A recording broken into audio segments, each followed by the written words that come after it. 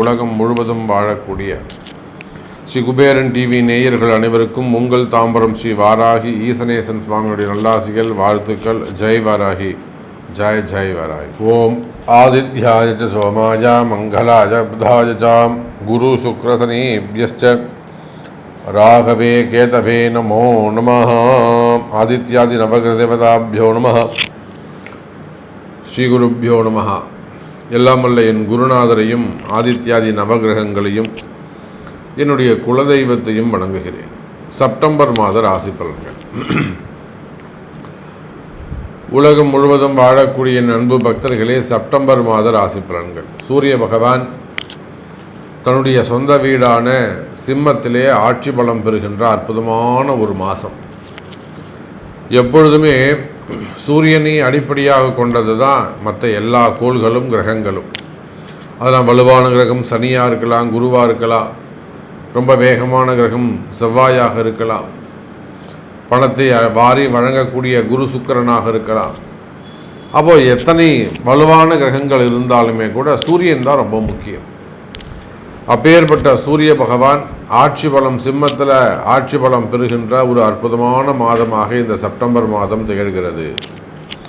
அப்போ இந்த செப்டம்பர் மாதத்தை பொறுத்தவரையில் மேஷம், சிம்மம், அதே போல் கும்பம் மற்றும் விருச்சகம், இந்த ராசிக்கெல்லாம் ஒரு சிறப்பான பலன்கள் இந்த மாதம் அமைகிறது.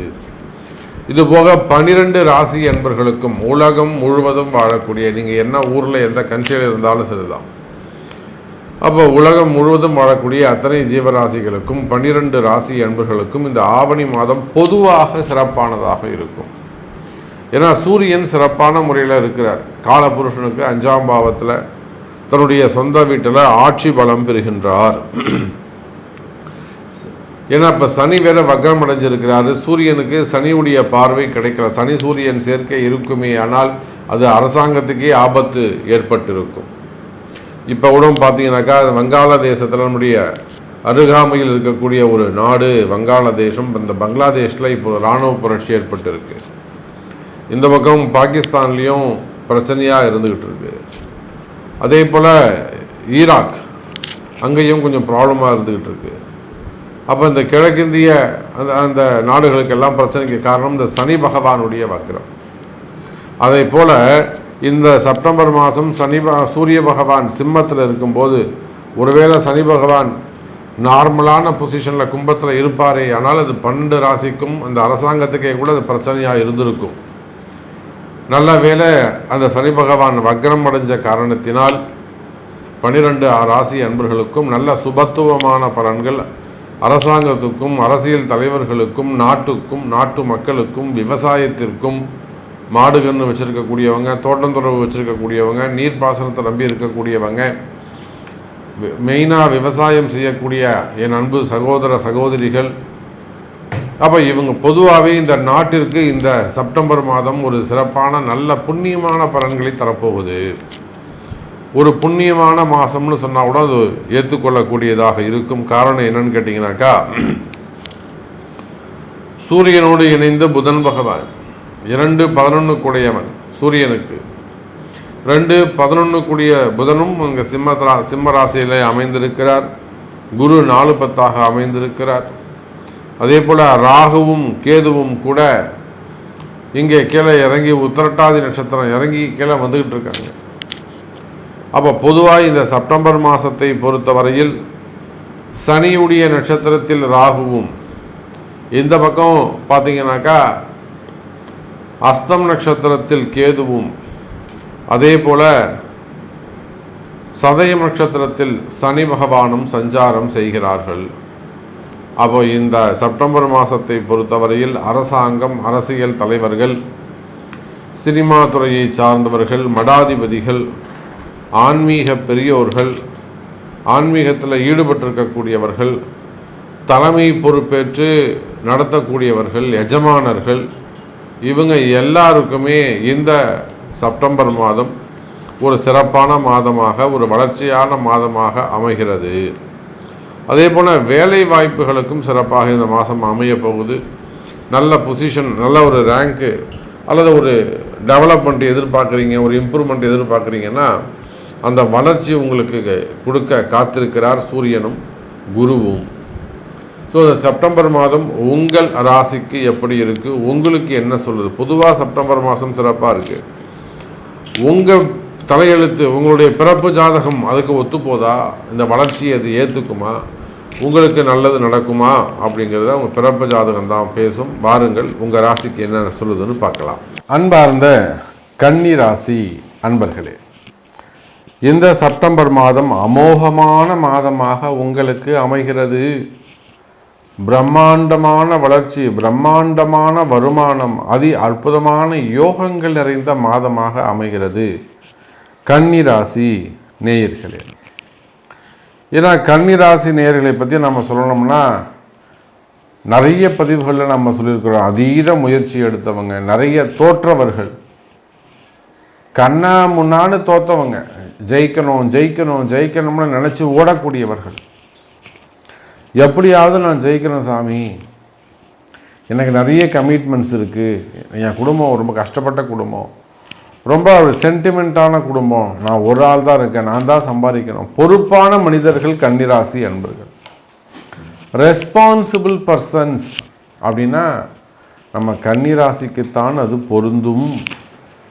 அப்படி பார்க்கின்ற பொழுது மிக பொறுப்பான கன்னிராசினியர்களே, உங்களுடைய தோல்விகள் எனக்கு தெரியும், உங்களுடைய வலிகள், மன வலிகள் என்னன்றது எனக்கு தெரியும், உங்களுடைய பெயின் எந்த அளவுக்கு உங்கள்கிட்ட இருக்குது. ஸோ உங்களுக்கு என்ன தேவை, எந்த மாதிரியான முன்னேற்றம் தேவை என்பதையும் நான் உணர்வேன். அந்த வகையில் பார்க்க போனால் அதிகம் கஷ்டப்படக்கூடிய கன்னி ராசி நேயர்களே, இந்த மாதம் முதல் உங்களுக்கு அற்புதமான யோகம் நிலவுகிறது. நல்ல யோகமான மாதமாக அமைகிறது. 12ல் இருக்கக்கூடிய சூரியன் 12ல் மறைவுன்னு யாராவது சொன்னாக்கா நீங்கள் அவங்கள மறந்துடணும். அற்புதமான யோகம். எப்பொழுதுமே உங்களுடைய ராசிநாதன் புதன் பகவான் சூரியனோடையே சஞ்சாரம் செய்வார், கூடயே ட்ராவல் பண்ணக்கூடிய தெய்வம். சூரியன் கூட சாயாசு வரைச்சலாமா, அவங்க பொண்டாட்டி கூட சுத்தாது. ஆனால் இந்த புதன் இருக்காரே ஃப்ரெண்டு, எனக்கு ஃப்ரெண்டு எனக்கு ஃப்ரெண்டு எனக்கு ஃப்ரெண்டுன்னு இவங்க கூடயே சுற்றின்னு இருப்பான். இதே மாதிரி தான் இந்த கன்னிராசி என்பவர்கள் எங்கே போனாலும் தனியாக போக மாட்டாங்க, கூட எவனாவது ஒருத்தனை கூப்பிட்டு போவாங்க. நீ வரியா மேக்சிமம் பொண்டாட்டி கூப்பிட்டு போவாங்க. பொண்டாட்டி இல்லாத ஆளுங்க யாராவது ஒருத்தனை கூட கூப்பிட்டு போவாங்க. அல்லது யாராவது ஒருத்தரை வாழ வைக்கணும்னு இவங்க துடிச்சிக்கிட்டு இருப்பாங்க. என் முதலாளி நல்லா இருக்கணும், என் ஓனர் நல்லா இருக்கணும், விசுவாசமாக இருப்பது.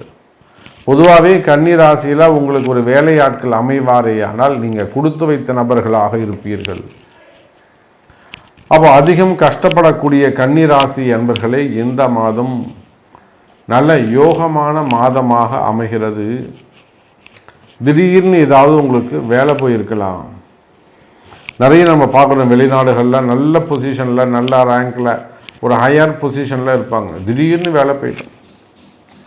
அந்த வேலை எப்படி போகும்னா சம்பந்தமே இல்லாத வீண்பழி அவமானமாக இருக்கும். சற்றும் சம்பந்தம் இல்லாத வீண்பழி அவமானமாக இருக்கும். என்ன செய்வாங்க அப்படின்னு பார்த்தீங்கன்னாக்கா, இதேன்னு ஒரு குற்றச்சாட்டுகளை சுமத்தி அவங்கள தூக்கி வெளியில் போட்டுருவாங்க. ஒரு சிறை தண்டனைக்கு சமமானது. ஒரு ஜெயிலில் போட்டால் எப்படி இருக்குமோ, ஒரு தண்டனை கொடுத்தா எப்படி இருக்குமோ அதற்கு சமமான ஒரு தண்டனையை கொடுத்துருவாங்க. அவங்கள்ட்ட லெட்டர் வந்தால் தான் இந்த பிரச்சனையை விட்டு வெளியில் வர முடியும், இந்த ஊரை விட்டு வெளியில் வர முடியும், இல்லைனா இந்த ஊரை விட்டே வெளியில் வர முடியாது, இல்லைனா வேறு எங்கேயுமே நம்ம வேலைக்கு போக முடியாது. இந்த மாதிரியெல்லாம் மிகப்பெரிய விண்பெரிய அவமானங்களை எல்லாம் சந்தித்த எனதருமை கன்னிராசி நேயர்களே, அப்படியெல்லாம் உங்களுக்கு ஏதேனும் பிரச்சனைகள் இருக்குமே ஆனால் அவையெல்லாம் விலகுவதற்கு, நிவர்த்தியாவதற்கு வாய்ப்புகள் உண்டு. உண்மையிலே அப்படி ஒரு பிரச்சனை இருக்குது சாமி, நான் ஒரு மடாதிபதியாக இருக்கேன், ஆன்மீகத்தில் இருக்கேன், ஆன்மீக பெரியோர்களாக இருக்கேன், இல்லை ஒரு பிஸ்னஸ் மேனாக இருக்கேன், அல்லது ஒரு ஃபேமிலி செக்டரில் இருக்கேன், எனக்கு உண்மையிலேயே அப்படி ஒரு ப்ராப்ளம் இருக்குது அப்படின்னு நீங்கள் ஃபீல் பண்ணிங்கனாக்கா அதற்கு நிவர்த்தி உண்டு. உங்களுடைய பிறப்பு ஜாதகம். அப்போ எதனால் இந்த மாதிரி நடக்குது, இன்னும் எத்தனை நாளுக்கு இந்த மாதிரி நடக்கும், இது எப்போ கிளியர் ஆகும், இதையெல்லாம் எடுத்து சொல்லக்கூடியது உங்களுடைய பிறப்பு ஜாதகம். எனதருமை கன்னிராசி நேயர்களே, அப்போ காலம் காலமாக வரக்கூடிய கஷ்டங்கள் மெயினாக வருமானம், உத்தியோகம், பிஸ்னஸ், இதை 3 பற்றி தான் நான் பேசுகிறேன். வருமானம், ஜாபு, பிஸ்னஸ், இந்த 3 ரிலேட்டடாக நீங்கள் என்னெல்லாம் உங்களுக்கு ஸ்ட்ரகிளிங் இருக்கோ, என்னெல்லாம் ப்ராப்ளம் இருக்கோ, நிச்சயமாக அதெல்லாம் சரி செய்வதற்கான மாதமாக இந்த மாதம் அமைகிறது. இப்போ உங்களுக்கு பிஸ்னஸில் என்ன ப்ராப்ளம் இருக்குது?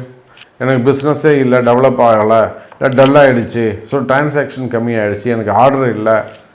சரி, உங்களுக்கு என்ன மாதிரியான பிரச்சனைகள் இருக்கோ அதை நீங்கள் நிச்சயமாக உங்களுடைய பிறப்பு ஜாதகத்தை கொண்டு தொடர்பு கொள்வீர்களே, ஆனால் அதுக்கு ஒரு நல்ல சொல்யூஷன் காணப்படும்.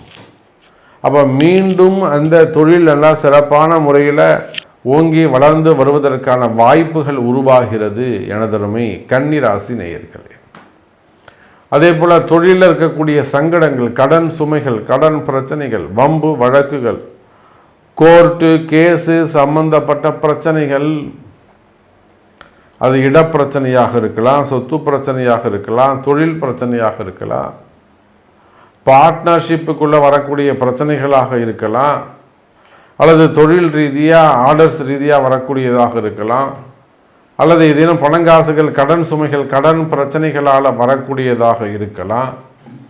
அப்போ கடுமையான வம்பு வழக்குகள் இருக்குமே, ஆனால் அந்த வம்பு வழக்குகள் எல்லாம் கூட விலகுவதற்கு வாய்ப்புகள் உண்டு. கன்னிராசி நேயர்களே, இன்னும் சொல்ல வேண்டும் என்று சொன்னால் கன்னிராசி நேயர்களே, உங்களுக்கு இருக்கக்கூடிய கடன் சுமைகள், கடன் பிரச்சனைகள் விலகும்.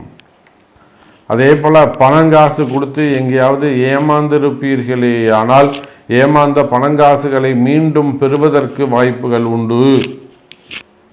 நான் இவ்வளோ பணம் கொடுத்துற சாமி, எனக்கு 50 லட்ச ரூபா வரணும், எனக்கு ஒரு 80 லட்ச ரூபா வரணும், எனக்கு 30 லட்ச ரூபா வரணும், நான் ஒரு 18 லட்ச ரூபா கொடுத்துட்றேன் சாமி, கொடுக்க மாட்டேங்கிறான். நான் கொடுக்கலன்னு சொல்லவே இல்லை, கொடுக்குறேன், கண்டிப்பாக வாங்கிக்கோ, உடனே ஏமாற்றவே மாட்டேன். அப்படியே வாயால் தர்க்கமாக பேசுவான், தர்மமாக பேசுவான், ஆனால் ஏமாற்றுவான், கொடுக்கணுன்ற எண்ணம் இருக்காது.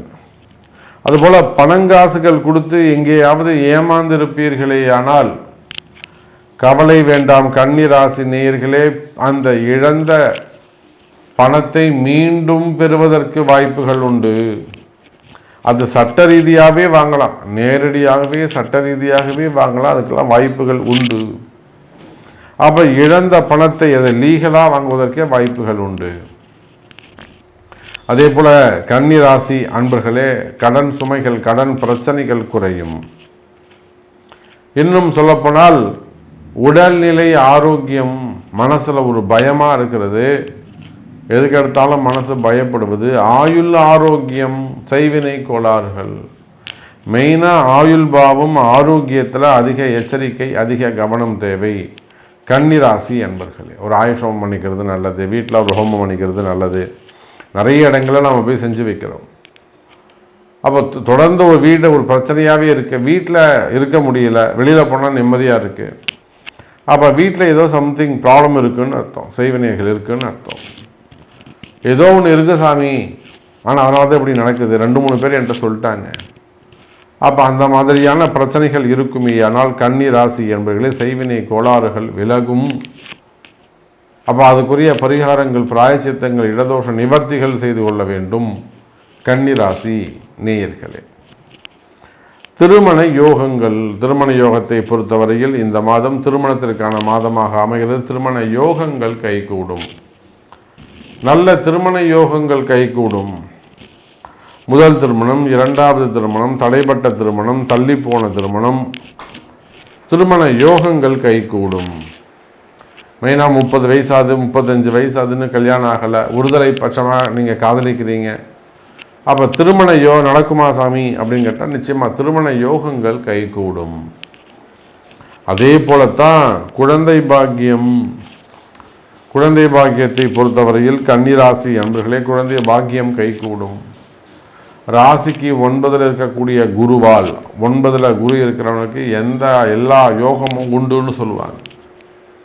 அப்போ குழந்தை பாக்கியம் உண்டு. அப்போ உங்கள் பிறப்பு ஜாதகத்தை கொண்டு கணவன் மனைவி இருவருடைய ஜாதகத்தையும் கொண்டு பார்த்து அதுக்கு உரிய ஆலயங்கள் வழிபாடுகள் பிராயச்சித்தங்கள் செய்வீர்களே ஆனால் ஒரு சந்தான கோபால ஹோமோ சத்சந்தான ஹோமோ இந்த மாதிரியான வழிபாடுகள் செய்வீர்களே ஆனால் நிச்சயமாக ஒரு இயற்கையாகவோ அல்லது ட்ரீட்மெண்ட் மூலமாகவோ குழந்தை பாக்கியம் நிச்சயம் உண்டு. நாங்கள் ஏற்கனவே ட்ரீட்மெண்ட் எடுத்துகிட்ட சாமி 2 முறை முயற்சி பண்ணிட்டோம், ஃபெயிலியர் ஆகிடுச்சு. நான் சொல்கிறது மட்டும் செய்யுங்க, நிச்சயமாக உங்களுக்கு அந்த குழந்தை பாக்கியம் கிடைக்கும். ஸோ நம்ம நிறைய விஷயங்கள் பேசிக்கொண்டே போகலாம். உங்களுடைய கேள்வி என்னன்னு பார்க்கணும். எல்லாத்த பற்றியும் சொல்கிறீங்களா சாமி, என்னை பற்றி நீங்கள் சொல்லவே இல்லையே. அப்போ உங்களுடைய கேள்வி என்ன, உங்களுக்கு என்ன நடக்கணும் அப்படிங்கிறத சொல்லுங்கள். நிச்சயமாக உங்களுக்கும் நல்ல எதிர்காலம் அமையும் என்பதை தெரிவித்துக்கொண்டு மீண்டும் வேறு அற்புதமான பதிவில் சந்திக்கிறேன். நன்றி, நமச்சிவாயம், ஜெய் பராய்.